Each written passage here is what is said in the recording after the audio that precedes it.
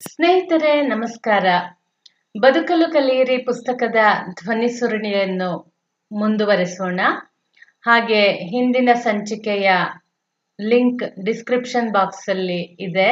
ದಯವಿಟ್ಟು ಅದನ್ನ ಕೇಳಿಕೊಂಡು ಈ ಸಂಚಿಕೆಯನ್ನು ಕೇಳಿ. ಹಾಗೆ ನನ್ನ ಯೂಟ್ಯೂಬ್ ಚಾನೆಲ್ ಸಬ್ಸ್ಕ್ರೈಬ್ ಮಾಡಿಕೊಳ್ಳಿ, ನಿಮ್ಮ ಸ್ನೇಹಿತರೊಂದಿಗೂ ಹಂಚಿಕೊಳ್ಳಿ. ಈ ದಿನದ ವಿಷಯ ಚಿತ್ರಗುಪ್ತನಿದ್ದಾನೆ, ಎಚ್ಚರಿಕೆ. ನಾವು ಯೋಚಿಸುವುದು ಚಿತ್ರದ ಮೂಲಕ. ಶಬ್ದಗಳು ಚಿತ್ರಗಳನ್ನು ನೆನಪಿಗೆ ತರುವ ಸಂಕೇತಗಳು ಅಷ್ಟೆ. ಮರ ಎಂದು ಉಚ್ಚರಿಸಿದಾಗಲೇ ಮರದ ಚಿತ್ರ ಮನಸ್ಸಿನಲ್ಲಿ ಮೂಡುತ್ತದೆ. ಆಲದ ಮರ, ಮಾವಿನ ಮರ ಎಂದಾಗ ಚಿತ್ರಗಳಲ್ಲಿ ವೇಗವಾಗಿ ಉಂಟಾಗುವ ಬದಲಾವಣೆಯನ್ನು ನಾವು ಗ್ರಹಿಸಬಹುದು. ನಾನು ಡಾಕ್ಟರ್ ಆಗುತ್ತೇನೆ, ದಿಲ್ಲಿಗೆ ಹೋಗುತ್ತೇನೆ, ಮನೆ ಕಟ್ಟುತ್ತೇನೆ, ವಿಜ್ಞಾನ ವಿಚಾರ ತಿಳಿಯುತ್ತೇನೆ, ಆಫೀಸರ್ ಆಗುತ್ತೇನೆ, ಮದುವೆಯಾಗುತ್ತೇನೆ, ನಟನಾಗುತ್ತೇನೆ, ನಾನಾ ಊರುಗಳನ್ನು ಸಂಚರಿಸುತ್ತೇನೆ, ಶತ್ರುವಿಗೆ ಬುದ್ಧಿ ಕಲಿಸುತ್ತೇನೆ. ಎಲ್ಲವೂ ಮಾನಸಿಕ ಚಿತ್ರಗಳೇ. ಮನಸ್ಸು ಇವುಗಳ ಬಗೆಗೆ ಇನ್ನೂ ವಿವರಗಳನ್ನು ಕಲ್ಪಿಸುತ್ತಾ ಹೋಗುತ್ತದೆ. ನಾವು ಬಾಲ್ಯದಿಂದಲೇ ಸಂಗ್ರಹಿಸುತ್ತಿರುವ ಅಸಂಖ್ಯ ಚಿತ್ರಗಳು ಅಥವಾ ಯೋಚನೆಗಳು ನಮ್ಮ ಮನಸ್ಸಿನಲ್ಲಿ ಇರುತ್ತವೆ. ಅವು ಮನಸ್ಸಿನ ಆಳದಲ್ಲಿ ಹುದುಗಿರುತ್ತವೆ. ಬೇಕಾದಾಗ ಮೇಲಕ್ಕೆ ಬರುತ್ತವೆ.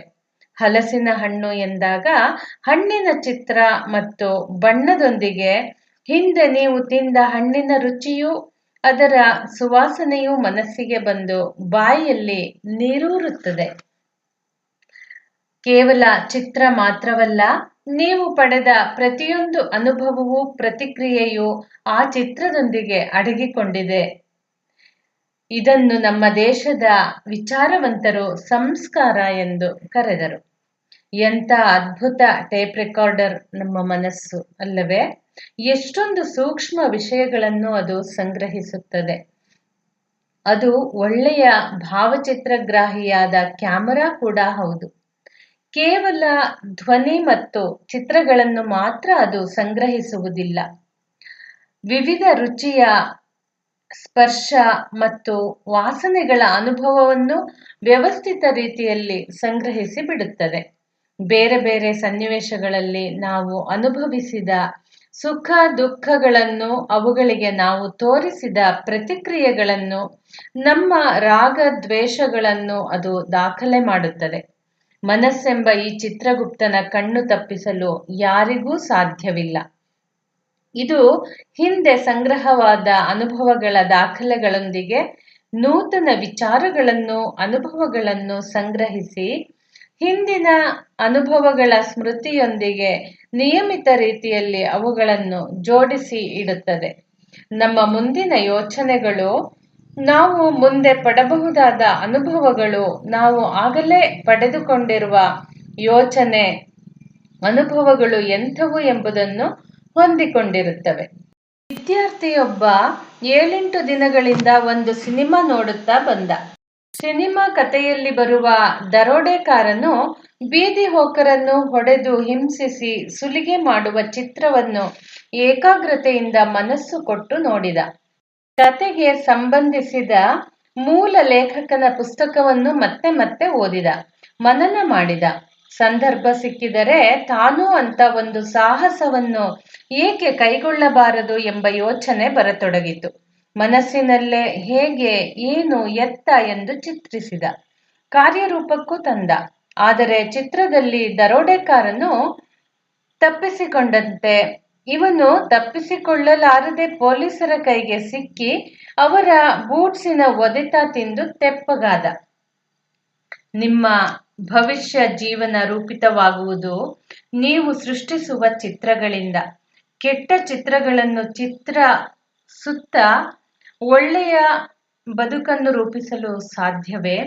ನೀವೆಂಥ ಚಿತ್ರಗಳನ್ನು ರೂಪಿಸುತ್ತಿದ್ದೀರಿ ಎಂಬುದನ್ನು ಯೋಚಿಸಿದ್ದೀರಾ? ಋಷಿಗಳು, ಹೇ ದೇವತೆಗಳಿರ, ನಮ್ಮ ಕಣ್ಣುಗಳು ಮಂಗಳಕರವಾದ ಚಿತ್ರಗಳನ್ನು ನೋಡುವಂತಾಗಲಿ, ನಮ್ಮ ಕಿವಿಗಳು ಒಳ್ಳೆಯ ಶುಭಕರವಾದ ಶಬ್ದಗಳನ್ನು ಕೇಳುವಂತಾಗಲಿ ಎಂದು ಪ್ರಾರ್ಥಿಸಿದರು. ಈ ಪ್ರಾರ್ಥನೆ ಎಷ್ಟೊಂದು ಅರ್ಥಪೂರ್ಣವಾಗಿದೆ ಎಂದು ನಿಮಗೆ ಅನ್ನಿಸದೇ ಇರದು. ಪುರಾಣಗಳಲ್ಲಿ ಮೃತ್ಯು ದೇವತೆಯಾದ ಯಮನ ವರ್ಣನೆ ಬರುತ್ತದೆ. ಯಮನ ಇನ್ನೊಂದು ಹೆಸರು ಕಾಲ ಎಂದು. ಕಾಲನು ಸೂರ್ಯನ ಮಗ. ಕಾಲದ ಪ್ರಜ್ಞೆ ಸೂರ್ಯೋದಯ ಸೂರ್ಯಾಸ್ತಮಾನಗಳಿಂದ ಕಾಲನ ಆಸರೆಯಲ್ಲೇ ಬದುಕಿ ಬಾಳಿ ಕಣ್ಮರೆಯಾಗುವವರು ನಾವು. ನಾವೆಲ್ಲರೂ ಕಾಲನ ಅಧೀನರು ಎಂದರೆ ತಪ್ಪಲ್ಲ. ನಮ್ಮ ಬದುಕಿನ ಎಲ್ಲ ಘಟನೆಗಳ ಮತ್ತು ಅನುಭವಗಳ ಚಿತ್ರಗಳನ್ನು ದಾಖಲೆ ಮಾಡುವವನು ಕಾಲನ ಕರಣಿಕ. ಅವನೇ ಚಿತ್ರಗುಪ್ತ. ನಾವು ಕಂಡ ದೃಶ್ಯಗಳೆಲ್ಲ, ಪಡೆದ ಅನುಭವಗಳನ್ನೆಲ್ಲ, ಮಾಡಿದ ಸತ್ಕರ್ಮ ದುಷ್ಕರ್ಮಗಳ ವಿಧಾನಗಳನ್ನೆಲ್ಲ ಸುಪ್ತ ಮನಸ್ಸಿನಲ್ಲಿ ಗುಪ್ತ ರೂಪವಾಗಿ ಇಡುವವನು ಅವನು. ಯಮನ ಕರಣಿಕ ನಮ್ಮ ಕಣ್ಣಿಗೆ ಕಾಣಿಸುವಂತವನಲ್ಲ. ಆದರೆ ನಮ್ಮ ಮನಸ್ಸು ಎಂಬ ಚಿತ್ರಗುಪ್ತನ ಪರಿಚಯವನ್ನು ಎಲ್ಲರೂ ಕೊಂಚ ಯೋಚಿಸಿದರೆ ಪಡೆಯಬಹುದು. ಇಂದು ಮನೋವಿಜ್ಞಾನಿಗಳು ಇವನ ಬಗೆಗೆ ಹೆಚ್ಚು ತಿಳಿವು ನೀಡುತ್ತಿದ್ದಾರೆ.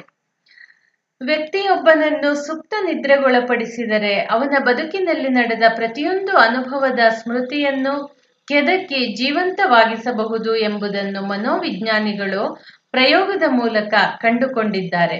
ಎಚ್ಚರದ ಈಗಿನ ಸ್ಥಿತಿಯಲ್ಲಿ ಹಳೆಯ ಸ್ಮೃತಿಗಳನ್ನು ನೆನಪಿಸಲು ಎಷ್ಟು ಪ್ರಯತ್ನಿಸಿದರೂ ಅವನ ಮನಸ್ಸಿಗೆ ಅವು ಬಾರದೇ ಇರಬಹುದು. ಆದರೆ ಸುಪ್ತಾವಸ್ಥೆಯಲ್ಲಿ ಅವನನ್ನು ಶೈಶವದ ದಿನಗಳ ಅನುಭವಗಳನ್ನು ವರ್ಣಿಸಲು ಕೇಳಿಕೊಂಡರೆ ಸಾಮಾನ್ಯ ಎಚ್ಚರದ ಸ್ಥಿತಿಯಲ್ಲಿ ಅಸಾಧ್ಯವಾದ ಎಲ್ಲ ವಿವರಗಳನ್ನು ಆತ ಅತ್ಯಂತ ಸ್ಪಷ್ಟವಾಗಿ ನೀಡಬಲ್ಲ. ಜೀವಂತ ಅನುಭವಿಸುತ್ತಿರುವವನಂತೆ ವರ್ಣಿಸಬಲ್ಲ. ಲಿಸ್ಲಿ ಲೇಕ್ರೋನ್ ಬರೆದ ಪ್ರಾಯೋಗಿಕ ಸುಪ್ತಿಶಾಸ್ತ್ರ ನೀಡುವ ಅಸಂಖ್ಯ ಉದಾಹರಣೆಗಳಲ್ಲಿ ಒಂದನ್ನು ಗಮನಿಸಿ. 45 ವರ್ಷ ವಯಸ್ಸಿನ ವ್ಯಕ್ತಿಯನ್ನು ಸುಪ್ತಾವಸ್ಥೆಗೆ ಮೆಲ್ಲನೆ ಹಿಂದಿನ ಅನುಭವಗಳ ವಿವಿಧ ಸ್ಮೃತಿಯ ಸ್ತರಗಳಿಗೆ ಕೊಂಡೊಯ್ಯಲಾಯಿತು. ಕೊನೆಯಲ್ಲಿ 3 ವರ್ಷ ವಯಸ್ಸಿನ ಅನುಭವಗಳ ಸ್ಮೃತಿ ಚಿತ್ರದ ಸ್ಥಿತಿಯೊಂದಿಗೆ ತಾದಾತ್ಮ್ಯವನ್ನು ಉಂಟು ಮಾಡಿದರು. ಆಗ ಆತನ ಉಸಿರಾಟದಲ್ಲಿ ವಿಚಿತ್ರ ಬದಲಾವಣೆ ಕಾಣಿಸತೊಡಗಿತು. ಗೂರಲು ಕಾಣಿಸಿತು. ಕೆಮ್ಮು ತೀವ್ರವಾಯಿತು. ಉಸಿರಾಡುವಾಗ ಸೊಯ್ ಸೊಯ್ ಸದ್ದು ಪ್ರಾರಂಭವಾಯಿತು. ನಾಡಿಯ ಬಡಿತದ ವೇಗವು ತೀವ್ರವಾಗಿತ್ತು. ಅಸ್ತಮಾ ರೋಗದ ಎಲ್ಲ ಲಕ್ಷಣಗಳು ಅವನಲ್ಲಿ ಕಂಡವು. ಎಚ್ಚರದ ಸ್ಥಿತಿಯಲ್ಲಿ ಅವನಿಗೆ ಆ ರೋಗದಿಂದ ನರಳಿದ ನೆನಪೇ ಇರಲಿಲ್ಲ. ತಜ್ಞರು ಅವನ ತಾಯಿಯನ್ನು ಕಂಡು ಮಾತನಾಡಿದಾಗ ಅವನ 3ನೇ ವಯಸ್ಸಿನಲ್ಲಿ ಅವನಿಗೆ ಈ ರೋಗ ಬಂದಿತ್ತೆಂದು ಅವಳಾಗಿಯೇ ಹೇಳಿದಳು. ಏನಾಶ್ಚರ್ಯ! ಅನುಭವಿಸಿದ ಸುಖ ದುಃಖಗಳೆಲ್ಲವೂ ಸ್ಮೃತಿ ಚಿತ್ರ ಸುಪ್ತ ಮನಸ್ಸಿನಲ್ಲಿ ಗುಪ್ತ ರೂಪವಾಗಿ ಅಡಗಿದೆ ಎಂದಾಯಿತು. ವಿಜ್ಞಾನಿಗಳಿಗೆ ಸವಾಲಾದ ಇಂತಹ ಇನ್ನೊಂದು ಘಟನೆ ಸೂಪರ್ ಸೈಕ್ ಎನ್ನುವ ಗ್ರಂಥದಲ್ಲಿ ಪ್ರಕಟವಾಗಿದೆ. ಅಮೆರಿಕದ ವೈದ್ಯರೊಬ್ಬರನ್ನು ಸುಪ್ತಾವಸ್ಥೆಯಲ್ಲಿ ಅವರ ಜನನದ ಸಮಯದ ದೃಶ್ಯವನ್ನು ವಿವರಿಸುವಂತೆ ಕೇಳಿದಾಗ ಅವರ ತಾಯಿ ಆಸ್ಪತ್ರೆಯಲ್ಲಿ ಮಲಗಿದ್ದುದನ್ನು, ವೈದ್ಯರು ಆಕೆಯ ಬಲ ಪಾರ್ಶ್ವದಲ್ಲಿ ನಿಂತಿದ್ದನ್ನು ಕಣ್ಣಿಗೆ ಕಟ್ಟುವಂತೆ ವಿವರಿಸಿದ್ದರು. ಮಾತ್ರವಲ್ಲ, ಹೆಚ್ಚು ಕಾಲ ವ್ಯಯ ಮಾಡುವುದು ಸರಿಯಲ್ಲ, ಮಗು ಉಳಿಯುತ್ತದೆಂಬ ಭರವಸೆ ನನಗಿಲ್ಲ ಎಂಬುದಾಗಿ ವೈದ್ಯರು ಹೇಳಿದ ನುಡಿಗಳನ್ನೂ ಅವರು ಪುನರುಚ್ಚರಿಸಿದರು. ನಿಜವಾಗಿಯೂ ಅವರು ಗರ್ಭದಲ್ಲಿ ಪೂರ್ಣ ಬೆಳವಣಿಗೆಯಾಗುವುದಕ್ಕೆ 6 ವಾರಗಳ ಮೊದಲೇ 1.6 kg ತೂಕವನ್ನಷ್ಟೇ ಪಡೆದು ಜನಿಸಿದ್ದರು. ಸುಪ್ತ ಮನಸ್ಸಿನಲ್ಲಿ ಹುದುಗಿದ ಗುಪ್ತ ವಿಚಾರಗಳನ್ನು ಕುರಿತು ಇಂಥ 100 ಉದಾಹರಣೆಗಳಿವೆ. ಅವುಗಳನ್ನೆಲ್ಲ ಉಲ್ಲೇಖಿಸಲು ಅಸಾಧ್ಯವಾದರೂ ಮನಸ್ಸು ಚಿತ್ರಗುಪ್ತ ಎನ್ನುವ ಬಗೆಗೆ ನಿಮಗೆ ಖಾತ್ರಿಯಾಗಿರಬೇಕು. ಒಟ್ಟಿನಲ್ಲಿ ಮನುಷ್ಯನು ಯೋಚಿಸುವುದು ಮಾನಸಿಕ ಚಿತ್ರದ ಮೂಲಕ. ನಮ್ಮ ಜೀವನದಲ್ಲಿ ಪಡೆದ ಅನುಭವಗಳ ಪ್ರತಿಯೊಂದು ಮಾನಸಿಕ ಚಿತ್ರದ ಜೊತೆಗೆ ತತ್ಕಾಲದ ಒಂದು ಭಾವನೆಯೂ ನಮ್ಮ ಪ್ರಜ್ಞೆಯಲ್ಲಿ, ಮನಸ್ಸಿನ ಆಳದಲ್ಲಿ ದಾಖಲಾಗಿರುತ್ತದೆ. ಪ್ರತಿಯೊಬ್ಬ ವ್ಯಕ್ತಿಯೂ ಇಂದು ಏನಾಗಿರುವನೋ ಅದು ಅವನಿಗೆ ಒದಗಿ ಬಂದ ಅನುಭವಗಳಿಗೆ ಅವನು ತೋರಿಸಿದ ವಿಭಿನ್ನ ಬೌದ್ಧಿಕ ಮತ್ತು ಭಾವನಾತ್ಮಕ ಪ್ರತಿಕ್ರಿಯೆಗಳ ಮೊತ್ತ. ಒಬ್ಬನು ಎಂಥ ವ್ಯಕ್ತಿ ಏನನ್ನು ಪ್ರತಿನಿಧಿಸುತ್ತಾನೆ ಎಂಬುದು, ಅವನು ಸದ್ಯ ತನ್ನ ಬಗ್ಗೆ ಏನೆಂದು ಕಲ್ಪಿಸಿಕೊಂಡಿರುತ್ತಾನೆ, ಜೀವನವನ್ನು ಇತರರನ್ನು ಯಾವ ದೃಷ್ಟಿಯಿಂದ ನೋಡುತ್ತಾನೆ ಎಂಬುದನ್ನು ಹೊಂದಿಕೊಂಡಿದೆ. ಈಗ ಇನ್ನೊಂದು ವಿಷಯ ನೋಡೋಣ. ಯೋಚನೆಯೇ ರೂವಾರಿ. ಮನುಷ್ಯ ಜೀವನದ ಮೇಲೆ ಪ್ರಭಾವ ಬೀರುವ ಅತ್ಯಂತ ಪ್ರಮುಖವಾದ ಸಂಗತಿಗಳು ಯೋಚನೆಗಳು ಮತ್ತು ಭಾವನೆಗಳು ಎಂಬುದು ಬೆಳಕಿನಷ್ಟು ಸ್ಪಷ್ಟ. ಪ್ರಗತಿ ಪಥದಲ್ಲಿ ನಡೆಯಬೇಕೆನ್ನುವ ಯಾವ ವ್ಯಕ್ತಿಯೇ ಆಗಲಿ ಯೋಚನೆಯ ಈ ಮಹಾಶಕ್ತಿಯನ್ನು ಅರ್ಥ ಮಾಡಿಕೊಳ್ಳಬೇಕು.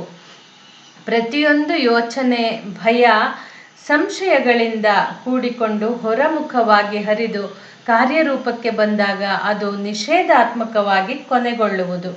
ಪ್ರತಿಯೊಂದು ಯೋಚನೆ ಆತ್ಮವಿಶ್ವಾಸ ಮತ್ತು ಆಶಾಭಾವನೆಯಿಂದ ಕೂಡಿ ಹೊರಮುಖವಾಗಿ ಹರಿದು ಕಾರ್ಯರೂಪಕ್ಕೆ ಬಂದಾಗ ಅದು ರಚನಾತ್ಮಕವಾಗಿ ಪರ್ಯವಸಾನವಾಗುವುದು.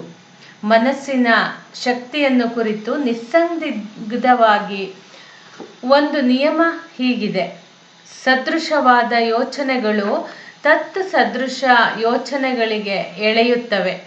ಇದನ್ನು ಸರಳವಾದ ಮಾತಿನಲ್ಲಿ ಹೇಳುವುದಾದರೆ, ಒಳ್ಳೆಯ ಯೋಚನೆಗಳನ್ನು ಮಾಡುತ್ತಾ ಹೋದರೆ ಅವು ಒಳ್ಳೆಯ ವ್ಯಕ್ತಿಗಳೆಡೆಗೆ, ವಸ್ತುಗಳೆಡೆಗೆ ನಮ್ಮನ್ನು ಕೊಂಡೊಯ್ಯುತ್ತವೆ.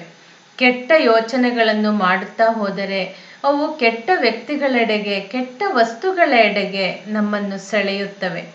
ಆಧುನಿಕ ಪ್ರಯೋಗ ಪರೀಕ್ಷಣಗಳಿಂದ ಸತ್ಯವೆಂದು ಸಾರಲ್ಪಡುವ ಈ ವಿಚಾರವನ್ನು 2.5 ಸಹಸ್ರ ವರ್ಷಗಳ ಹಿಂದೆ ಗೌತಮ ಬುದ್ಧನು ನೀಡಿದ ಉಪದೇಶಗಳೊಂದಿಗೆ ಹೋಲಿಸಿ ನೋಡಿ. ನಾವು ಸದ್ಯ ಏನಾಗಿರುವೆವೋ ಅದು ನಮ್ಮ ಯೋಚನೆಗಳ ಫಲವೇ. ಯೋಚನೆಗಳೇ ಸದ್ಯದ ಸ್ಥಿತಿಗೆ ತಳಹದಿ. ನಮ್ಮ ಯೋಚನೆಗಳಿಂದಲೇ ಅದು ರಚಿತವಾಗಿದೆ. ಒಬ್ಬಾತ ಶುಭ ಯೋಚನೆಯಿಂದ ಒಡಗೂಡಿ ಮಾತನಾಡಿದರೆ, ಅದಕ್ಕೆ ಅನುಗುಣವಾಗಿ ನಡೆದುಕೊಂಡರೆ ಮನುಷ್ಯರನ್ನು ನೆರಳು ಹಿಂಬಾಲಿಸುವಂತೆ ಸುಖವು ಎಂದಿಗೂ ಬೆಂಬಿಡದೆ ಅವನನ್ನು ಹಿಂಬಾಲಿಸುವುದು. ಒಬ್ಬಾತ ಕೆಟ್ಟದ್ದನ್ನು ಯೋಚಿಸುತ್ತಾ ಅದಕ್ಕನುಗುಣವಾಗಿ ಮಾತನಾಡಿದರೆ, ನಡೆದುಕೊಂಡರೆ ಬಂಡೆಯನ್ನೆಳೆಯುವ ಎತ್ತಿನ ಕಾಲುಗಳನ್ನು ಚಕ್ರಗಳು ಹಿಂಬಾಲಿಸುವಂತೆ ದುಃಖ ಅವನನ್ನು ಹಿಂಬಾಲಿಸುವುದು. ಶಾಶ್ವತ ಸತ್ಯವನ್ನು ತಿಳಿಸಿಕೊಡುವ ಮಹಾತ್ಮನ ಈ ಮಹಾವಾಕ್ಯಗಳು ಯೋಚನೆಯ ಮಹಿಮೆಗೆ ಹಿಡಿದ ಕೈಗನ್ನಡಿ ಅಲ್ಲವೇ? ಇಲ್ಲಿಯವರೆಗೂ ಅಸಂಖ್ಯ ಹೀನ ಯೋಚನೆಗಳಲ್ಲಿ ನಾವು ಮುಳುಗಿದ್ದಿರಬಹುದು. ವಿಕಾಸದ ಪಥದಲ್ಲಿ ಮುನ್ನಡೆಯಬೇಕಾದರೆ ಇಂದಿನಿಂದಲೇ ಒಂದೊಂದೇ ಒಳ್ಳೆಯ ಯೋಚನೆಗಳನ್ನು ನಮ್ಮದಾಗಿಸಿಕೊಂಡು ನಮ್ಮ ಬದುಕನ್ನು ಖಂಡಿತವಾಗಿಯೂ ತಿದ್ದಿಕೊಳ್ಳಬಹುದು. ಮೈಗೆ ಕೊಳೆ ಅಂಟಿಕೊಂಡಿದ್ದರೆ ಕೊಳೆ ಕೊಳೆ ಎಂದು ಕೂಗಿಕೊಂಡರೆ ಅದು ಹೋಗದು. ಕೊಳೆಯನ್ನು ಕೊಳೆಯಿಂದ ತೆಗೆದು ಎಸೆಯಲು ಸಾಧ್ಯವಿಲ್ಲ. ಶುದ್ಧ ನೀರಿನಿಂದ